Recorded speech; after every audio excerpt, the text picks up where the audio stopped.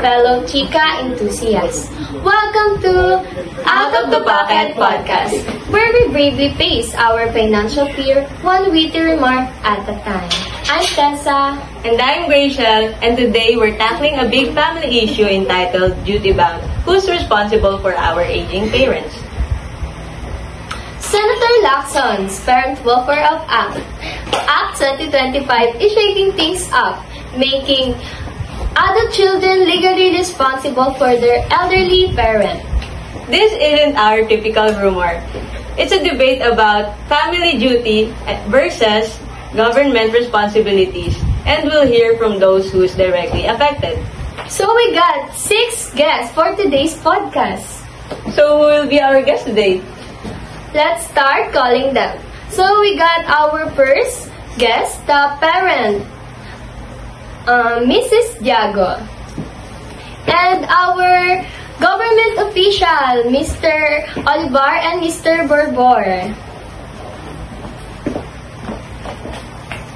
And lastly, our concerned citizen, Mrs. Musa and Mr. Reyes. Welcome to the Out of the Pocket. So this new law is shaking things up. So a lot of people are concerned and confused about the new law that you implemented. So can you kindly explain the reason and the goal of this new law?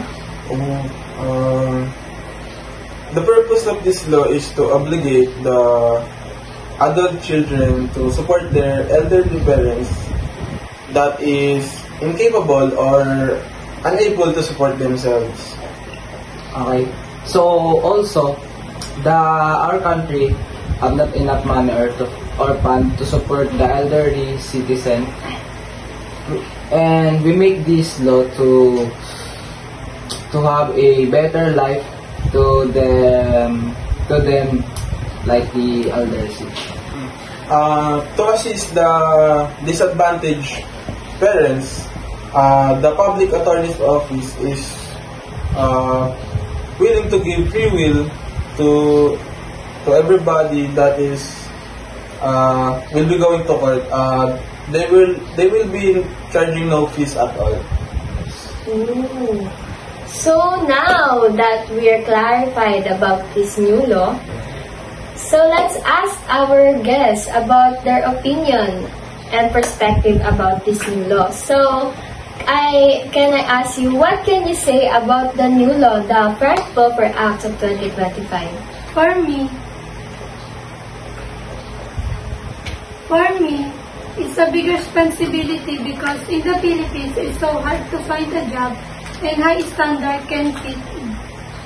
And also, for me, about the law, Philippines high standard and salary is so low. So, my salary is not enough to share with my family and my parents. So, how about you, Miss Jago, as a parent? What can you say about this Parent Welfare Act? Who's responsible? Who's responsible for this? The government or your children? I think that responsible for this is the government, and they should at least raise the salary for the minimum wage workers. And I don't want to put a burden to my family. Okay. So you're suggesting that the government should raise the minimum wage of the worker if they want to implement this new law. Yes. So no other explanation. So let's move on to the next question. What is the effect of this law with the relationship between your families? Effects for me is hard to see the work, and my decision is I disagree about the law, about the new law. So what is the effect between your family? Me and my family is misunderstanding because half of my salary is give to my parents. You mean you and your family having misunderstandings Yes, about your You're having salary? Yes. misunderstanding about that. And also our budget, it's so hard to manage and budget our money because Because of the low salary. Yeah, because of that. We get that. We get your answer.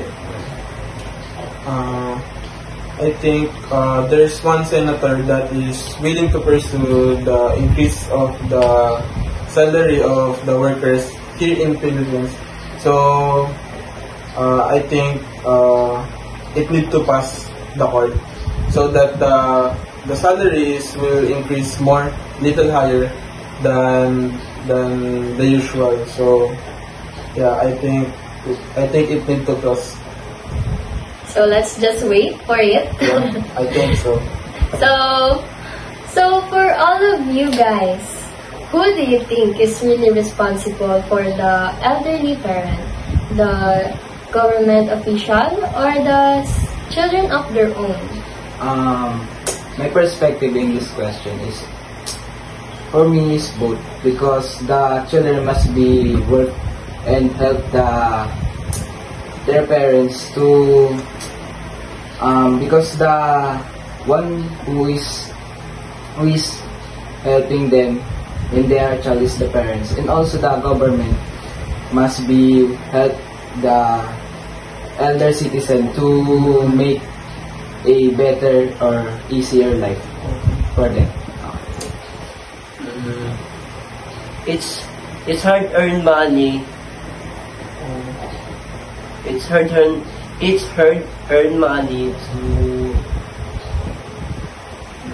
So it's hard to earn money. So on our country. Yes. Yeah. And I think the living expenses is too high for the minimum wage workers. Yes, totally no. It is hard earned money, expenses, living. It is earned hard money, living expenses. So the government is responsible of this. And for me, I agree with both points because in the Philippines it's so hard, it's so difficult to find a work, and my husband's salary is barely enough our family. So we get all of your points. Yeah. So As an government official, we understand that.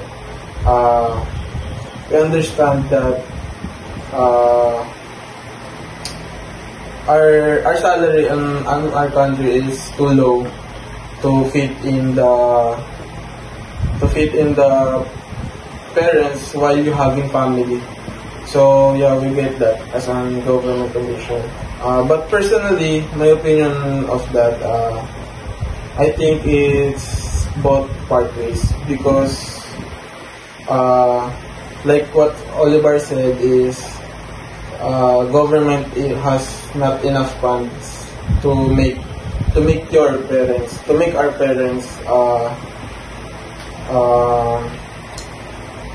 answer the bills of themselves. So yeah, I think it's both ways for me. Parent Welfare Act. What do you recommend for the government to improve the law that they implement? How about you, Lawrence? Mr. Reyes? Can you repeat the answer, please? Oh, do you mean the question? Oh, yeah. Any question? Yeah, for sure. I will repeat the question for you. What can you recommend or suggest about the law that they implement to improve? What do you suggest to improve? My personal opinion is this law. For me, I suggest to is government give incentive to elderly parents. Oh, you mean incentive? Yeah, Yes. incentive. Incentives. Mm. So, moving on to the last questions. What will you recommend or what will you suggest to the Parent Welfare Act 2025 to improve? I suggest that they should at least build health centers and give some daily maintenance for the elderly and at some medications.